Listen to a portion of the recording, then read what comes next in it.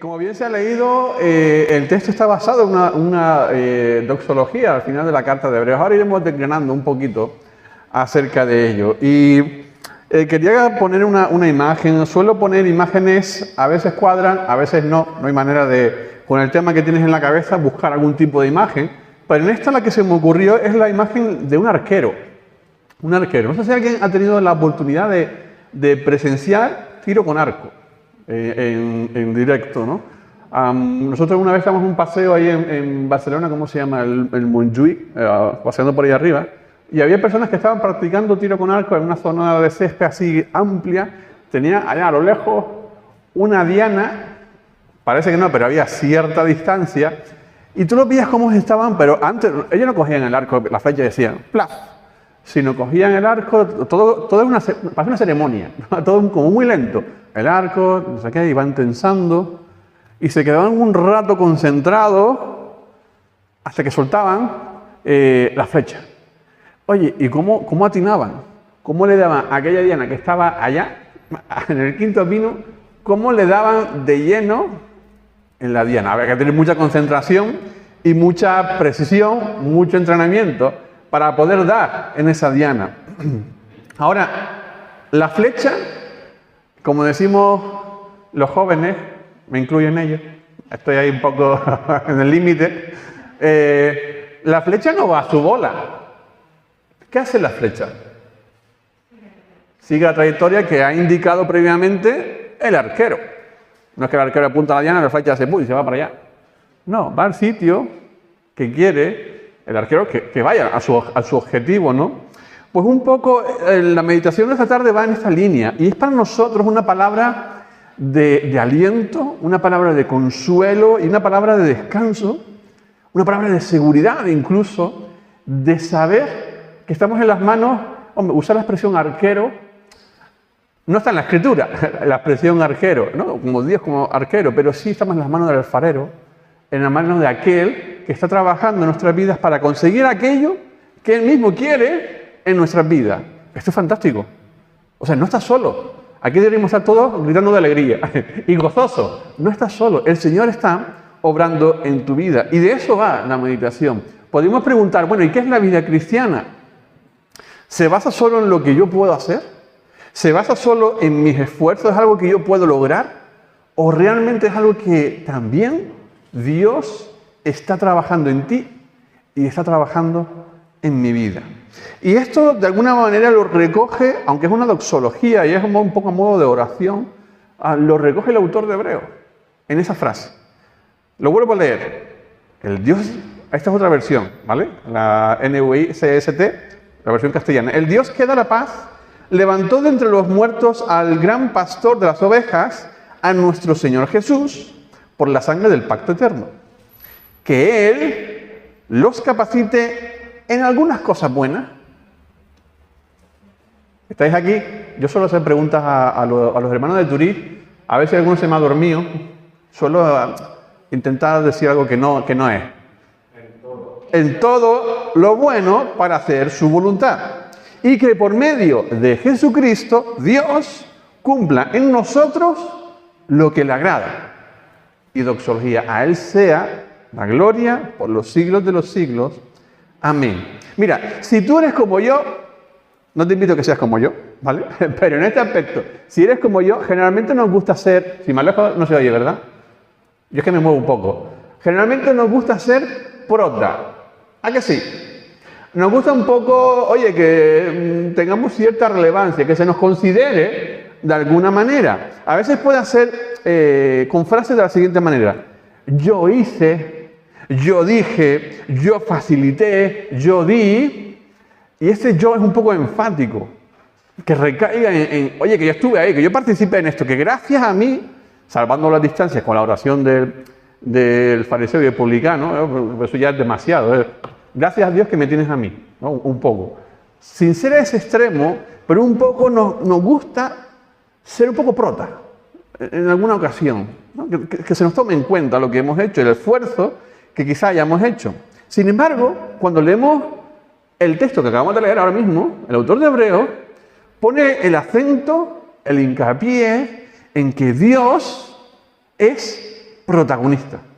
Y es protagonista de nuestra propia vida cristiana. Y es protagonista de lo que tú y yo podemos hacer en base a lo que Él nos capacita, lo que viene de Él mismo, para que tú y yo vivamos como Él quiere, como a Él le agrada. Fantástico. Y menos mal, que no depende de mí o de ti, sino que Él actúa en nuestras vidas. Y aquí lo que señala es lo que Dios ha hecho y lo que Él hace en el presente. Lo que ha hecho y lo que Él hace. Y vamos a tocar algunos temas que quizás para nosotros ya son base, sustento, lo tenemos, vamos, más que masticado, lo resabemos, pero es bueno recordarlo, porque de ahí donde él luego, el autor de Hebreos, arranca con una doxología y una acción de gratitud, de gloria, de exaltación al Señor. Mire cómo lo dice el apóstol Pablo, esta misma idea, algo que también conocemos muy bien, aquellos que somos de cristianismo acumulado, que ya llevamos tiempo, seguro conocemos este versículo. Dice el apóstol Pablo, estoy con sí, con sa, no lo tengo muy claro, pero creo que Dios está empezando a hacer algo en nosotros y tal vez en algún momento de la vida lo concluya. ¿Qué dice el apóstol Pablo? Estoy convencido de esto. Alginet, ¿estás convencido? La hermana Mónica sí está convencida. ¿Y los demás qué pasa? ¿Dónde estamos? Estamos convencidos. ¿De qué? El que comenzó. ¿Quién comenzó esa obra? ¿La hice yo? ¿Empecé yo? No, empezó Él. El que comenzó tan buena obra en vosotros, aquí en el Genet, incluido, la irá perfeccionando. ¿Hasta cuándo? Hasta que Él venga. Hasta que Él vuelva. Hasta el día de Jesucristo. Esto es maravilloso. Saber que el Señor controla todas las cosas. Su iglesia, Él también la tiene en sus manos. Él comenzó la obra y Él la culminará por completo. La otra vez que vine traje una imagen, el sermón se llamaba algo así como edifica. Esto hace ya unos meses atrás. Y puse una imagen, esta vez no la traigo, pero una imagen de una obra un poco inconclusa. ¿Os acordáis de la época del boom del ladrillo? Allá estalló una bomba de inmobiliaria por el año 2007-2008.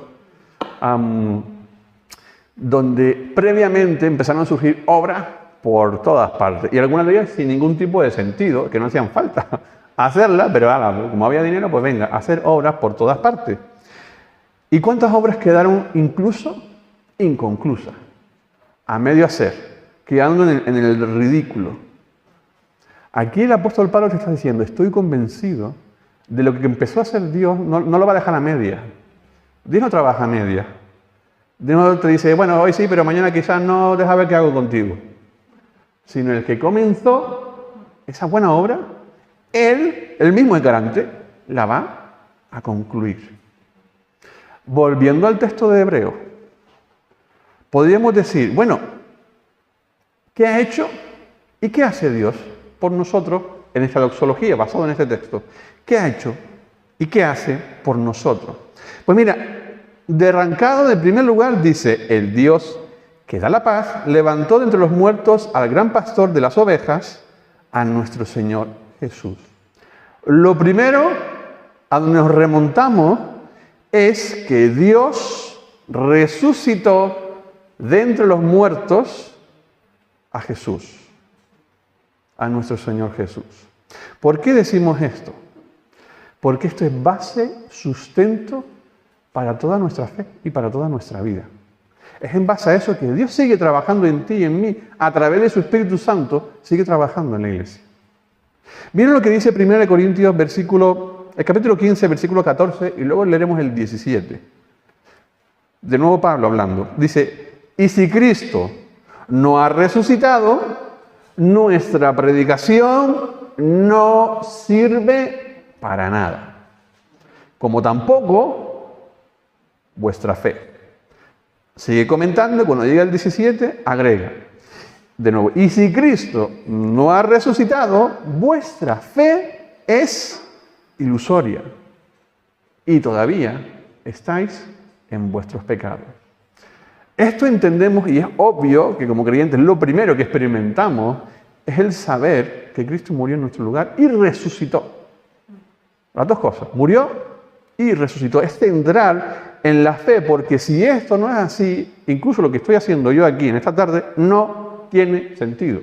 No sirve para nada, porque está completamente vacío. Nuestra fe está vacía de contenido si Cristo no resucitó. Se basa en el hecho de que Él murió en nuestro lugar, pero resucitó, porque si no resucitó, tenemos un problema grave.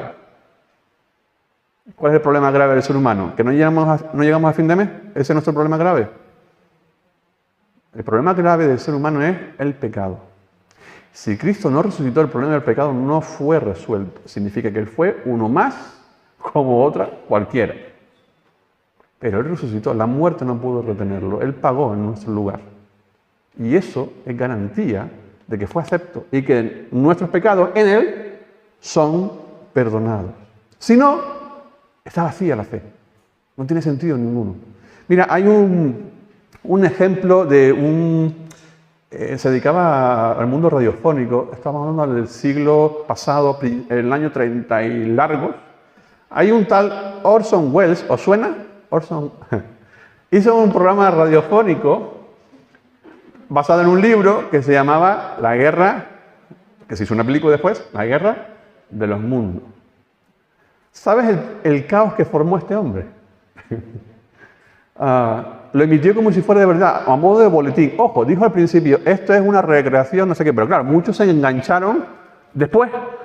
No habían escuchado esa parte. Y cuando escucharon a modo de boletín, la gente se escandalizó. Pensaba que había una invasión alienígena por ahí.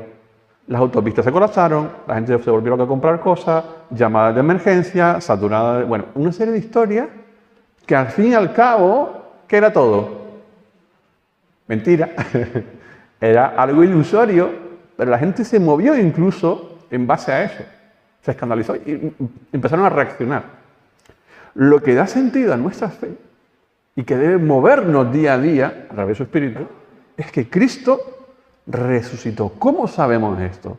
A través del testimonio de la propia iglesia, a través del testimonio de los discípulos, de los primeros creyentes que vieron con sus ojos que Jesús resucitó. Los del camino de Emaús, Jesús se presentó en varias ocasiones, etcétera, etcétera, etcétera. Y es de ahí donde parte todo nuestro sustento de fe. El mismo autor de Hebreos dice, Él es el autor y consumador, el que la completa. ¿El qué? La fe. Por eso tu mirada está puesta en Óscar, en Mónica. ¿En quién? En Jesús. No lo perdamos de vista. En Hebreos se nos presenta y se nos describe a Jesús como el gran sumo sacerdote. Esta es la conclusión. Cuando estamos leyendo estos versículos de final del 13 de Hebreos, es la conclusión ya, la despedida.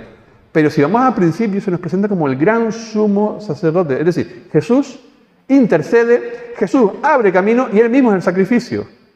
Él es el sacerdote y el sacrificio al mismo tiempo. Se está presentando a sí mismo. Y las bendiciones del Señor no serían efectivas si Cristo no estuviera vivo, si Él no habría resucitado.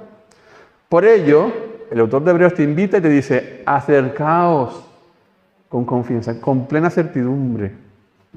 ¿Verdad? Qué bueno que puedas acercarte al Señor. Leemos Romanos 4:23 y esto es maravilloso. Mira lo que dice ahí. Y esto de que se le tomó en cuenta no se escribió solo para Abraham. Di conmigo, no se escribió solo para Abraham.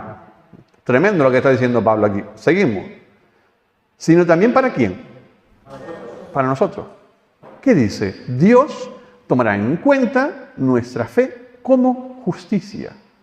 Pues creemos en aquel que le levantó, ahí está el sustento, la base, de entre los muertos, a Jesús nuestro Señor. Él fue entregado a la muerte por nuestros pecados y resucitó para nuestra justificación. Lo que muestra que el sacrificio fue efectivo es que Dios lo levantó de entre los muertos. ¿Cómo es conocido Abraham? ¿Por qué conocemos a Abraham? El padre de la fe, ese es el término que le damos, ¿verdad? A mí me resulta maravilloso y tremendo y retador a la vez como Abraham, siendo ejemplo de fe que creyó en esperanza contra esperanza, cuando ya no había solución, cuando ya no había medios humanos, creyó Y esa fe le fue contada como justicia. No había ley, la ley vino después. Le fue contada como justicia. Y dice el apóstol, pero ojo, esto no es solo de Abraham, no solamente sucedió con él, sino que esa misma fe es efectiva en ti. A mí esto me descuadra, porque está comparando a la iglesia, a nosotros, equiparando la fe que tuvo Abraham con nosotros. No solamente en él, dice, en vosotros también.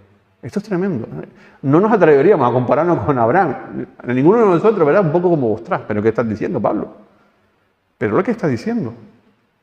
Porque el valor de esa fe tiene que ver con aquel que es garantía de lo que está diciendo que iba a hacer e hizo. Y sucedió. Esa promesa fue cumplida en Cristo. Así que esa promesa también de que Dios toma en cuenta tu fe, que descansas en su obra, es para cada uno de nosotros.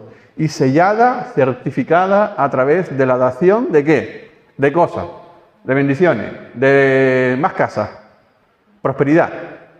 ¿De qué? ¿Qué nos dio el Señor? El Espíritu. A través, lo sella, a través de la dación del Espíritu Santo en nuestra vida. Esto es, al fin y al cabo, el Evangelio que predicamos. Este es el contenido de la predicación. Jesucristo. Y esto son buenas noticias. Pero ¿sabes una cosa? También son malas noticias. ¿Por qué? Porque para el que vive religiosamente, la buena noticia del Evangelio, que es lo que significa al fin y al cabo, no son buenas noticias. ¿Por qué? ¿Qué hace la religión? ¿Qué quiere la religión? Ganar, obtener. Por lo tanto, la fe para el que vive fuera del parámetro del Evangelio es mala noticia en ese sentido. Es colocarse en el papel del hijo mayor, que no quiere entrar en la fiesta cuando el padre se regocija de que su hijo ha vuelto, la parábola del hijo pródigo. Ahora, eso estamos hablando de lo que hizo. Ahora, en segundo lugar, ¿qué más ha hecho? Resucitó entre los muertos a Jesús, ¿y qué más ha hecho? Te lo dice en ese mismo versículo. El Dios que da la paz, levantó de entre los muertos al gran pastor de las ovejas, a nuestro Señor Jesús, y luego agrega, por la sangre del pacto eterno. ¿Qué más ha hecho el Señor? Nos ha dado un nuevo pacto. Celebramos la Santa Cena aquí, ¿verdad? Sí. Y cuando el apóstol Pablo toma las palabras de Jesús, bueno, el Señor mismo lo mencionó, ¿en base a qué lo hacemos? Esta copa es el nuevo pacto en mi sangre. Es lo que está diciendo aquí Hebreo. ¿Conocéis el término obsolescencia programada? ¿Esto qué es? ¿De qué va esto de obsolescencia programada? Podéis hablar, tranquilo, no pasa nada. Y si los que ven en casa, si no escuchan, yo explico lo que están diciendo. Eso es, un dispositivo, lo que sea, que en cierto tiempo que dure X y se acabó. Nosotros tenemos una aspiradora, no voy a decir la marca porque en internet me van a denunciar. Compramos una aspiradora estas que van sola por ahí, tienen vida propia. Nos duró un año. Un año. Y la hemos usado 4 veces, tampoco le hemos dado caña. Un año. Y tú dices, ¿pero en serio? ¿Esto un año? Madre mía. Y así puedes contar móviles, vehículos, los coches. O sea, empieza a sumar y hay una obsolescencia programada. Algo que caduca, tiene una fecha de caducidad. Sin embargo, aquí dice, por la sangre del pacto eterno. Del pacto eterno. Lo que Dios nos ha otorgado no caduca. No va a pasar. Permanece. Y Él mismo es la garantía de ello. Mira, Hebreos mismo, voy a resumirlo porque si no nos volveríamos locos con la cantidad de versículos que habría, pero Hebreos mismo nos hace un contraste entre el antiguo pacto y el nuevo pacto. Y a veces no somos conscientes del privilegio y el gozo que tenemos de vivir, como vivimos ahora, en este nuevo pacto, en su sangre. Hebreos habla de que uno fue provisional. Incluso Pablo usa el término ayo, alguien que nos acompaña, ¿no? La ley acompañó hasta que vino Jesús. Además, había que hacerlo continuamente. ¿El qué había que hacer continuamente? Sacrificio, eso es. ¿Por qué había que hacerlo continuamente? Por la expiación, pero revela esto de alguna manera que no era completo. Si tienes que repetir algo, Además, el sumo sacerdote, había un día en el año donde solo el sumo sacerdote entraba en el lugar santísimo. ¿Qué representaba el lugar santísimo? La misma presencia de Dios. ¿Quién entraba ahí? Todos, tú y yo, entraban todos para adentro. No, entraba el sumo sacerdote y con una serie de requisitos tremendos. Además, con unas campanillas en sus trajes, y cuando dejaban de sonar las campanillas, decían, uff, este no ha sobrevivido. Y tenían una cuerda y lo sacaban. Lo sacaban de ahí ya cada vez. No se entraba de cualquier manera allí. Además nos dice Hebreos que lo que había antes es copia, es decir, sombra y figura de lo que está en el cielo. Era un modelo. Además nos dice que los propios objetos del santuario necesitaban ser purificados. Por eso Cristo no entró en santuario hecho de mano. Eso lo que estoy diciendo, no traje los versículos, ojo. Está todo en Hebreo, el capítulo 9, capítulo 10, algunos leeremos, ¿vale? Pero es que además nos dice una cosa súper interesante, que ese nuevo pacto está basado en mejores promesas. ¿Sabes una promesa que el Señor nos ha hecho? No me acordaré más de sus pecados. No me acordaré más de sus pecados. Antes había que estar haciendo sacrificios constantemente. Cristo entró una vez y para siempre. Tú y yo, bueno, me voy a poner yo, y tú si quieres ponte tú también. Tengo una habilidad especial para recordar a los demás lo que ha hecho en el pasado. Y probablemente quizás te has visto envuelto en esa ecuación, o te lo han hecho a ti. Pero ese nuevo pacto en su sangre lo ha borrado todo. No me acordaré más de sus pecados. Si el primer pacto hubiera sido perfecto, no hace falta un segundo pacto. Y en ese nuevo pacto lo que esperamos es lo siguiente, y aquí sí tenemos unos versículos, lo vamos a leer uno tras otro.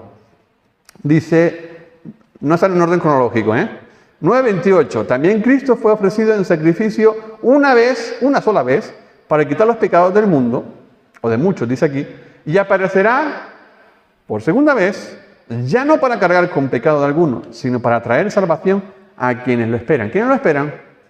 Amén. ¿Y los demás a quién esperan? ¿Esperamos al Señor? Amén. Amén. Él viene.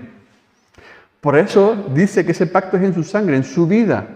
Es lo que celebramos, acabamos de mencionar en la Santa Cena. Hebreos 9:14. Si esto es así, hemos ido para atrás, ¿vale? Si esto es así, ¿cuánto más la sangre de Cristo, quien por medio del Espíritu Eterno se ofreció sin mancha a Dios, purificará nuestras conciencias de las obras que conducen a la muerte, a fin de que sirvamos al Dios viviente? ¿Qué está haciendo ese nuevo pacto en nuestras vidas a través de su sangre? ¿De qué nos limpia? Es una pureza exterior. ¿Qué hacían antes? Lavamiento, ¿verdad? Una serie de rituales. Pero aquí lo que está diciendo es que purifica nuestras conciencias. El trabajo que hace el Señor es en nosotros, en nuestras vidas, de purificación, para que ya no sirvamos al pecado, sino sirvamos al Dios vivo. Y Hebreos 10:19. Así que, hermanos, de nuevo menciona, mediante la sangre de Jesús tenemos plena libertad para entrar al lugar santísimo. ¿Cuántos han estado en hoteles?